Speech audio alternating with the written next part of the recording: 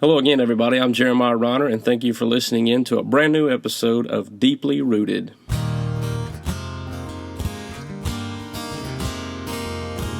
Deeply rooted in God's word. Deeply rooted in God's word. Hey, everybody. Welcome to a brand new episode of Deeply Rooted, wherever you're at and however you may be listening. We appreciate you tuning in. We hope you had a great Christmas holiday and looking forward to New Year's. So if you're listening to this, there's a chance you may be listening into 2021. So congratulations, you made it out of 2020. So we'll see what 2021 has in store for us. But don't forget, if you haven't done so already, check us out on our YouTube channel and on Apple Podcasts. You can subscribe to both of those. You can also head on over to our Facebook page and follow us there, as well as on our website at jeremiahreiner.com. You'll see all of our archived episodes. You can check out our blog post and our upcoming ministry schedule. So if you'd like to keep in touch with us and see what's around the corner, you can find all things Deeply Rooted there as well. So we're excited about what's coming up in 2021. Got a lot of great interviews and some content that we want to cover with a lot of different individuals, but we've also got a really good one today. We're privileged to have our good friend here, Jonathan Fields, with us from Code and Color. Jonathan and his wife, Alyssa, are residents of Johnson City, Tennessee, and they're very active members of Tri-Cities Baptist Church, which is in Gray, Tennessee. And along with a lot of wide range of technology abilities and music as well, Jonathan is probably most known for being a territory sales manager for Code and Color, and that's really what we want to talk about today. So, Jonathan, welcome to Deeply Rooted, buddy. Hey, good to be had.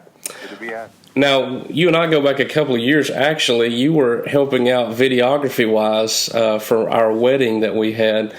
So we do have a little bit of familiarity with your work, which is great, by the way. But we also, a couple of weeks back, we're supposed to actually sit down with you, with our good friend Anthony and some others there from Tri-Cities Baptist, and some wrenches got thrown because we wanted to incorporate you in our technology and ministry episode. But I think this is actually going to work out even better because we're going to be able to kind of really get into some nuts and bolts about what you have to offer and the company that you work with. So with the new year coming around the corner, I look for a lot of churches to be looking into this even more than they have over the last couple months. So if you're a church leader, if you're a pastor, if you're in youth ministry, whatever it may be, any kind of management or leadership there, I think you're really going to want to listen to what we have to talk about today. But just to kind of set our audience up a little bit, Jonathan, just because, you know, we are spiritually based podcast here, why don't you kind of talk everybody through, you know, your story of coming to faith and then ultimately how you got involved in ministry as well. Yeah, absolutely. And thank you again for having me on the program. So as far as my walk is concerned, it's one of those processes of sanctification that's happened over the years. I remember a time when I was a little kid that the pastor came over and had a toy in his hand and wanted to talk to me about salvation. And basically I was just agreeing with everything the man said just so I could get the toy. Right. And so ever since, that was probably when I was like 5 or 6, I remember, I thought I was saved. And, you know, I just, you know, that was what I was raised in church and all this other stuff. So didn't think another thing about it until middle school come along. And my friend that actually you interviewed on that last episode, Dustin, invited me to neighborhood Bible time, and I heard the words "born again," and I don't know why, but it struck me at that moment. It had never really stuck out to me, and when I started talking with the pastor, I had so many questions. I realized that I had never been saved. So that time in 6th grade was when I got saved, and then God led me through the long process of sanctification that's led me to kind of where I am now, serving at Tri-Cities Baptist, and both as a deacon and then also on the music ministry team. Now, did you grow up in Johnson City, or is that somewhere you found yourself recently? I was born and raised actually in Kingsport. Okay. So the move to Johnson City just happened a few years ago with, as you mentioned, working 5 days a week and then serving the church and then also filming weddings on Saturday. There wasn't really much time to reclaim your yard from the woods. So we actually bought a condo up here in Johnson City just purely because I don't like yard work, and that was what happened. Now, you've been a part of a lot of different means of aiding individuals and churches. Like I said, we mentioned, you guys played a big part in our wedding, Morgan and myself, when we were able to have our big day. But you've also played a big hand in different things like photography, videography, music for different churches. So you've worn a lot of hats over the years. But, currently you're probably more equipped, I would say, to be able to aid churches now more than ever with what you're doing there with Code and Color. So why don't you explain a little bit about what Code and Color is and then ultimately what role you play for them? So with Code and Color, I am both sales and I'm also customer service. So we're a smaller operation. We're actually based out of Kingsport, Tennessee, and it's a role that, to be honest, was a God thing. During the pandemic, I started here back in May, and I came from a marketing background. My professional career, I actually worked in videography at a automotive aftermarket marketing company called the AAM Group for 10 years. And then after COVID hit and budget cuts happened, I landed here. But the big thing was that I wanted to be able to, I felt that it's just good timing just in general. God's timing is always perfect. And if you would have asked me if I wanted to be in sales 10 years ago, I would have told you no. But getting the experience I've had over the past few months where I've been able to talk to businesses, talk to churches, and be able to kind of hear them out having to have survived COVID and kind of dealing with new areas and new focuses. It was just it's a big rewarding thing for me to be able to talk and be able to help solve some issues that some people have had. So. Right.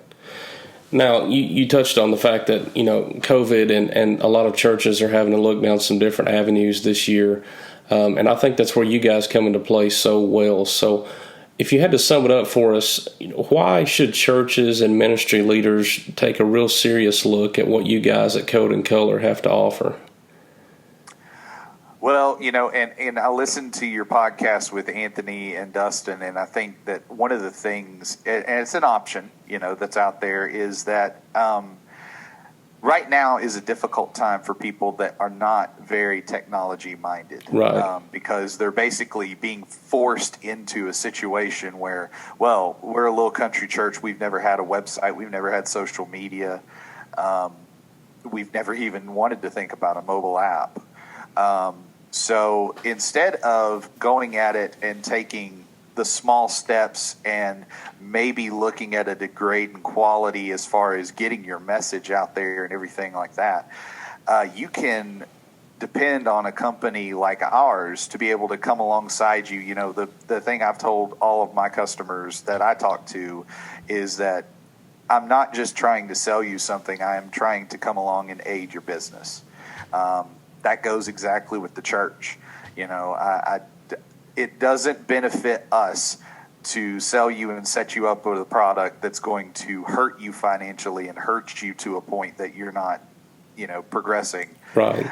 So specifically with the church, it's, instead of you having to sit here and scratch your head on, I know we need a new and better website, or I know we need a new way to communicate with our congregation, you can talk with us. We can be able to provide something with you, and we can help manage and walk alongside you with that. Now, you guys, in my opinion, I think you're really able to bring churches up to a better level of efficiency and a better level for the sake of the gospel. Again, we talked about this in that previous episode. We want to be excellent at what we do, if that means preaching or music or Sunday school, children's ministry, foreign missions. We can go down the line and talk about all those things, but ultimately, we are, as far as the body of Christ is concerned, we need to be excellent in all these things. And sometimes that means taking a long look in the mirror and realizing, hey, we might have some deficiencies here, and there's other people in the kingdom that are really gifted in areas that we're not, and we probably need to partner with these people. What do you all think is the most useful tools that you have to offer churches? I mean, to start off with, I mentioned that a minute ago, is a website. You have to be able to keep with the times. You need to be able to be accessible. And I know now, especially with how COVID has caused several churches to basically have to work from home and not be accessible at their church office on a regular basis. You need to be able to get information out there. You need to be able to get it out there quick. So having a website, you can make updates through talking about weather changes, talking about service changes. It's one of the biggest tools that, in 2020, to be honest, the way that people look things up, it's no longer the yellow pages. People go to Google, and people that have moved to this area.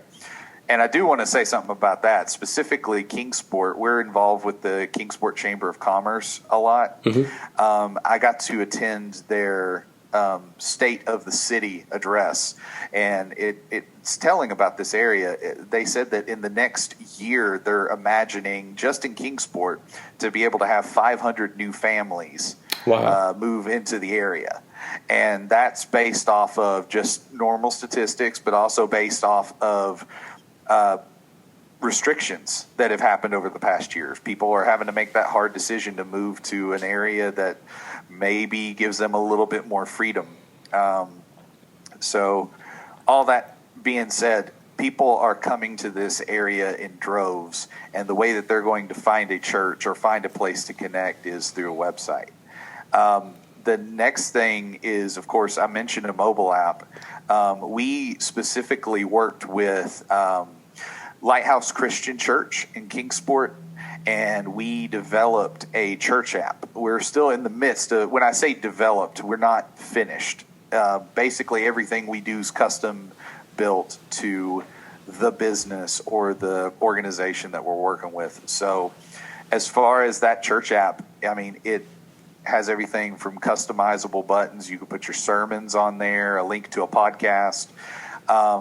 Big thing right now is the ability to give your congregants the ability to give through PayPal, something very easy like that. And then one thing that our church did, and I believe Anthony and Dustin may have mentioned this, when we started moving back to meeting physically, to keep things safe, to keep things legal, we started doing an RSVP system for each of our services so that you can 100% know this is how many people plan on showing up. Right.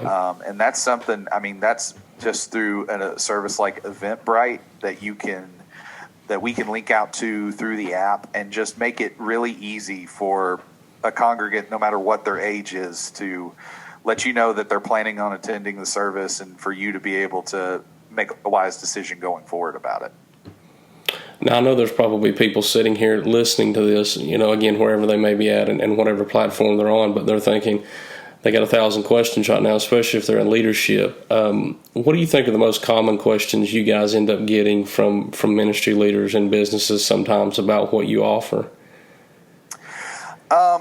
I mean, I hate to say this, but there are so many rules of thumb out there when it comes to website development and come to technology.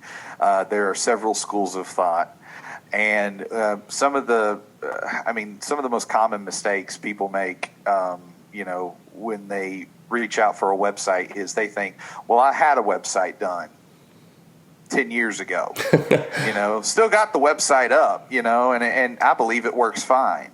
Well, there's things that have changed a lot, not just in the past 10 years, but in the past 2 years. Sure. That Google basically puts certain things in place that, you may have a website, but when it comes to being able to be found and all this other stuff, you're just not up to snuff with the other newer sites that are optimized to be able to be found by a search engine. So questions like that, questions about what does it look like to have a good social media strategy, being able to engage your audience, different things like that. And one of the things I like to be able to tell any of my clients is that once you sign on with Code and Color, it's not just okay, you bought the product, you're done. I'm following up with you, and I'm asking you questions along the way. And if there's something that you just don't understand, you don't know about, let's take a look at it. Let's see if maybe there's a service that we provide, or maybe if there's even like free best practices that you're just not taking advantage of.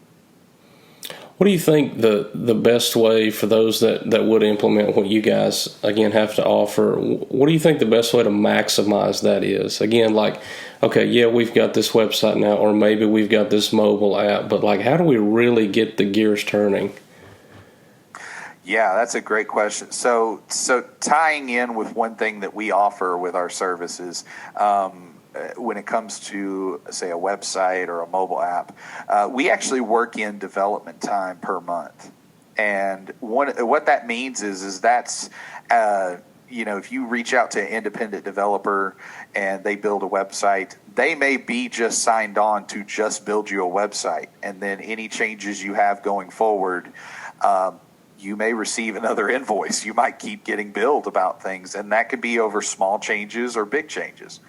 In our case, we work in monthly development time that I challenge any of the people that I've talked to take advantage of, and that's from changes anywhere from as simple as staff updates or event changes, all the way up to, hey, we really want to be found in our local area. Like if your church is in Big Stone Gap, Virginia, if the content on your site doesn't say that, right, then get with us. Let us take a look at it, and we'll be able to work through any of that text and optimize that to where not just people know that you're Big Stone Gap minded, but let's Google know that you're Big Stone Gap minded. Personally speaking, what do you think the most favorite part of your job is? Well, if you ask my wife, she's always said I'm like a type A+ personality. It's like basically I love to be able to talk with people. I love to be able to, but in addition to that, I love to be able to help solve problems, and I love to be able to help communication. My degree when I went to school was in mass communications, and it wasn't just because I like to video things. It was because I realized there is a lot of times a lack of communication when it comes to organizations or individuals. And so my favorite part of the job is to be able to work with someone, kind of what you were saying, like if someone's not very technology minded and they've kind of come to the realization that they need to do something, it's being able to help them take the first steps, and not just take the first steps, but to be able to kind of walk alongside them in that process. And then you got, we have a client that when I came on, he reached out within the first 2 months and asked to add a blog to his website.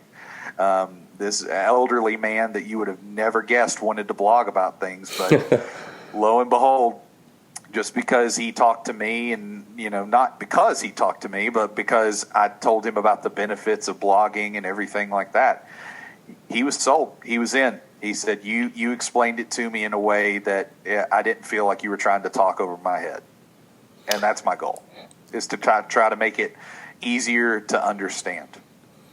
And I think that's so key going forward, because I've talked to a lot of people over this past year, and some implementing change slower than others, and some people really taking off and diving in head over heels. And I think you hit the nail on the head there. You eventually you're going to have to take a step, because you don't want to get left behind. You don't want to get lost in the shuffle, so to speak. You do want people to be able to know what's going on in your ministry and when things may or may not change, times of service, and so on and so forth. And there's a lot of things out there that I think people, even small churches, could really, really benefit from going forward. So Having said that, where do you see Code and Color going in the future? And maybe have you guys tossed around the idea of possibly like different services or something like that you would look forward to in the future?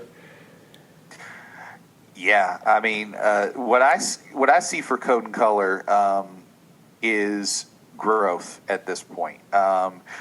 Purely just because, not because it's I'm any kind of a great salesperson or anything like that, but I see now more than ever, not just churches but other businesses as well, realizing that it is 2020 and I need to be able to not just get with the times, but I need to be able to adapt. I need to be able to get my story out there. And so as far as like what we're doing, we're adding services, we're looking and we're evaluating different things. Of course, when our main is websites, mobile apps, we reevaluated our social media strategy recently to, instead of just being purely about posting content for people, it's actually working into Facebook ads and being able to kind of get the attention of your audience that may be on Facebook that maybe doesn't like your page at this point.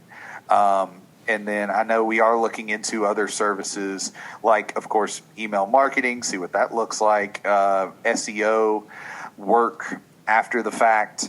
We're evaluating all of these things to be able to meet our clients where they are. Because to be honest, not everybody, there are some people that, I've already got a website. What else do you have for me? So just being able to meet you wherever you are in your walk with technology and being able to help you out with that. Well, man, we appreciate you being on. We're going to take a really short break here, and we're going to be right back with Jonathan. He's going to fill you in on all things Code and Color, how you can get in touch with him and what they're doing there at their company. So hang tight, and we'll be right back.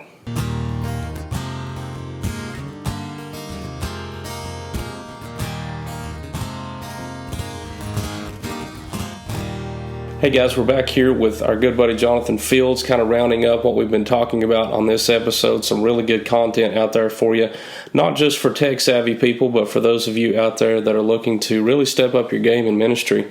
And really, as Jonathan said, kind of get with the times, so to speak. And I know that may sound a little, looking down, sort of, so to speak, on some not-so-tech-savvy people, but we want you to understand that there is a host of things out there that you can be doing to, again, be excellent in your ministry. And that's our goal here at Deeply Rooted, to help you out as we talk with him and what they're offering at Code and Color.